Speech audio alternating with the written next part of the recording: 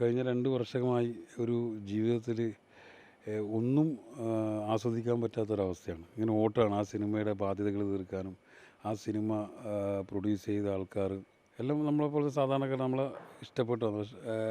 സ്നേഹിച്ച് ആ സിനിമേനെ ഇഷ്ടപ്പെട്ട് വന്നവരാണ്.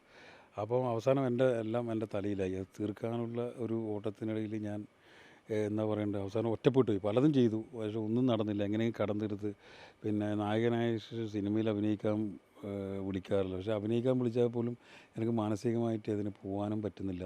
അങ്ങനെ ഞാനിത് ബോംബെയിൽ വിൽക്കാൻ പോയി. അവിടെ കുറേ ഏജൻറ്റുമാർ എന്നെ പറ്റിച്ചു. ചെന്നൈയിൽ പോയി. പിന്നെ അതിനുശേഷം കുറേ പൈസ ഉണ്ടാക്കാനുള്ള നേരായ മാർഗ്ഗം പൈസ ഉണ്ടാക്കാനുള്ള പരിപാടികൾ ചെയ്തു. ഒന്നും നടന്നില്ല. അങ്ങനെയാണ് ഞാൻ ഒരു പ്രാവശ്യം ഇങ്ങനെ തിരുവനന്തപുരത്ത് ഒരാവശ്യത്തിന് പോയപ്പോൾ ഇതിങ്ങനെ ജീവിതം മതിയാക്കിയപ്പം എൻ്റെ സുഹൃത്തായ ബിജുവേട്ടനത് അയച്ചു കൊടുത്തു. അപ്പോൾ അദ്ദേഹം എന്തൊരു ഇത് വേണമല്ലോ, നമ്മളെ കുടുംബം പിന്നെ അനാഥാകാൻ പാടില്ല, നമ്മൾ മരിച്ചു കഴിഞ്ഞാലും.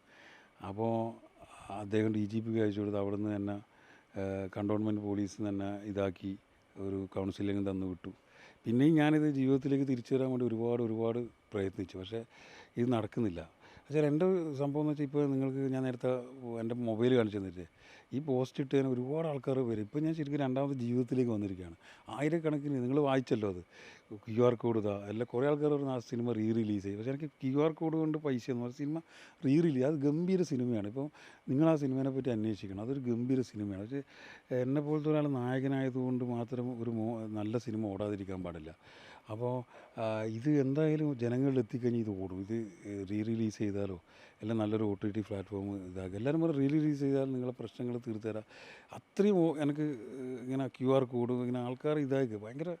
ഇപ്പം നമുക്ക് ഇപ്പോഴാണ് ശരിക്കും ഞാൻ ഈ കരയാത്ത ദിവസങ്ങളിൽ ഇന്ന് മാത്രമാണ് ഞാൻ വളരെ സത്യമായിട്ട് ഒന്ന് ഉറങ്ങിയിട്ട് നിങ്ങൾ വരുമ്പോൾ ഫ്രഷായിട്ട് നിന്നത്. അല്ലെങ്കിൽ ഞാനിവിടെ എൻ്റെ സുഹൃത്ത് പ്രിൻസിൻ്റെ വീട്ടിലാണ് താമസം. അവരെ തൽക്കാലം എനിക്കൊരു ഷട്ടർ തന്നിരിക്കുക.